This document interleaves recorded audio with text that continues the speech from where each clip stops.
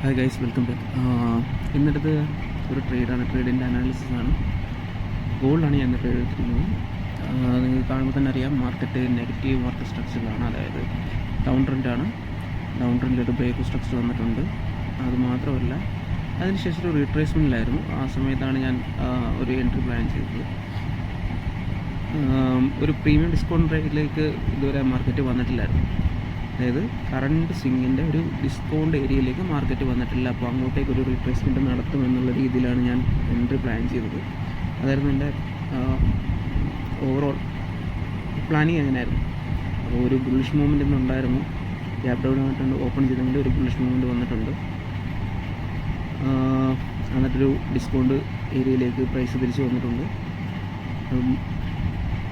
അപ്പോൾ അവിടെ നിന്നൊരു തിരിച്ചൊരു അപ്സൈഡ് മൂവ്മെൻറ്റാണ് ഞങ്ങൾ പ്ലാൻ ചെയ്തത്. അനാലിസിസ് പ്രകാരമുള്ള മുകളിലെ റെസിസ്റ്റൻസ് സോൺ എന്തായാലും ടാപ്പ് ചെയ്യുമെന്നാണ് ഞാൻ എക്സ്പെക്റ്റ് ചെയ്യുന്നത്. അതുമാത്രമല്ല, ഇവിടെയുള്ള എല്ലാവരും അത് ടേക്ക് ഔട്ട് ചെയ്യണം. അങ്ങനെയാണ് ഞാനൊരു എൻട്രി പ്ലാൻ ചെയ്തത്. ഇവിടുന്ന് അപ്സൈഡ് മാർക്കറ്റ് അപ്സൈഡിലേക്ക് പോകും. ദെൻ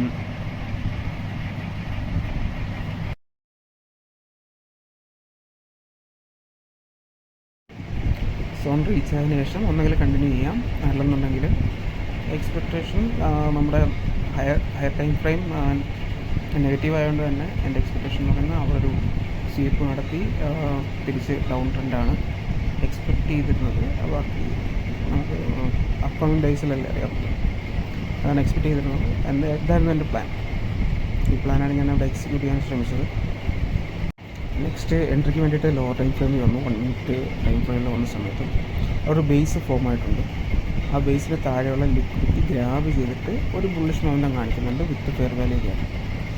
അപ്പോഴാണ് ഞാൻ ആ ഫെയർ വാല്യൂ ആ ഒരു ഗ്യാപ്പ് കണ്ട സ്ഥിതിക്ക് അവിടെ വെച്ചിട്ട്, അതായത് ബുള്ളിഷ് മൊമെൻ്റം കാണിച്ച സമയത്ത് അവിടെ നിന്ന് ഞാൻ എൻ്റെ ബൈ ട്രേഡ് എക്സിക്യൂട്ട് ചെയ്തു. എൻ്റെ താഴെ ആ സ്വിംഗ് അല്ലെങ്കിൽ ആ സ്വീപ്പ് ഞാൻ എൻ്റെ എസ്എല്ലായിട്ട് വെച്ചു. എൻ്റെ ഓവറോൾ ടാർഗറ്റ് എന്ന് പറയുന്നത് നമ്മുടെ സ്വിംഗ് ഐ ആണ്, അതായത് എക്സ്റ്റേണൽ ലിക്വിഡിറ്റി.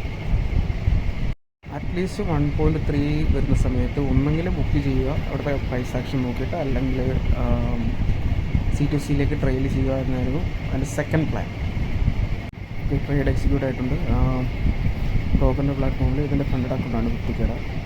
ചെറിയ നെഗറ്റീവാണ്. നമ്മുടെ ഇപ്പോഴത്തെ എടുത്ത പൊസിഷൻ ഓവറോൾ പോസിറ്റീവിലാണ്.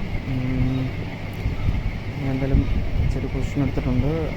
എന്നാലും നമുക്ക് വെയിറ്റ് ചെയ്ത് നോക്കാം എന്താ സംഭവിക്കാം. അല്ലെങ്കിൽ എൻ്റെ എസ്സിൽ പോകും, അല്ലെങ്കിൽ എൻ്റെ ടാർഗറ്റ് കിട്ടും. അറ്റ്ലീസ്റ്റ് 1:3 വരുന്ന സമയത്ത് ഒന്നെങ്കിൽ ഞാൻ C2Cയിലേക്ക് മാറ്റും, അതല്ലെന്നുണ്ടെങ്കിൽ അവിടുത്തെ പ്രൈസ് ആക്ഷൻ നോക്കിയിട്ട് എക്സിറ്റ് ചെയ്യും. കാരണം ഓവറോൾ ട്രെൻഡിന് അഗൻസ്റ്റ് ട്രേഡ് ചെയ്യുന്നതുകൊണ്ടാണ് അങ്ങനൊരു പ്ലാനിങ്ങിലിരിക്കുന്നത്. അപ്പോൾ ഓക്കെ, എന്തായാലും നമുക്കൊന്ന് വെയിറ്റ് ചെയ്തിട്ട് അപ്ഡേറ്റ് ചെയ്യാം.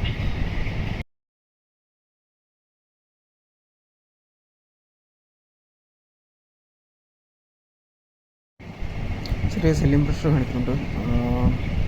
മേ ബി എൻ്റെ എസ്സിൽ പോകാൻ സാധ്യതയുണ്ട്. എന്തായാലും നമുക്ക് വെയിറ്റ് ചെയ്ത് നോക്കാം, അല്ല വേറെ ചെയ്യണം.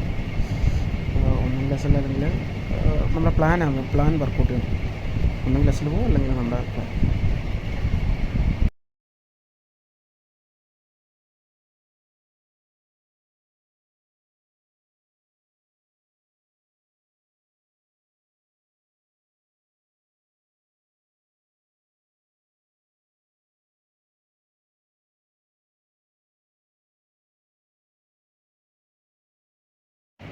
എൻട്രിക്ക് ശേഷം ശകലം മുകളിലേക്ക് പോയി പിന്നെ താഴേക്ക് വന്നൊരു സെല്ലിംഗ് പ്രഷർ കാണിച്ചെങ്കിലും 50% ഓഫ് ദ 1 മിനിറ്റ് മാനിപ്പുലേഷൻ ലിക്വിഡിറ്റിയിൽ നിന്നിട്ട് ഒരു അപ്സൈഡ് പിന്നെയും പോവുകയാണ് ചെയ്തത്.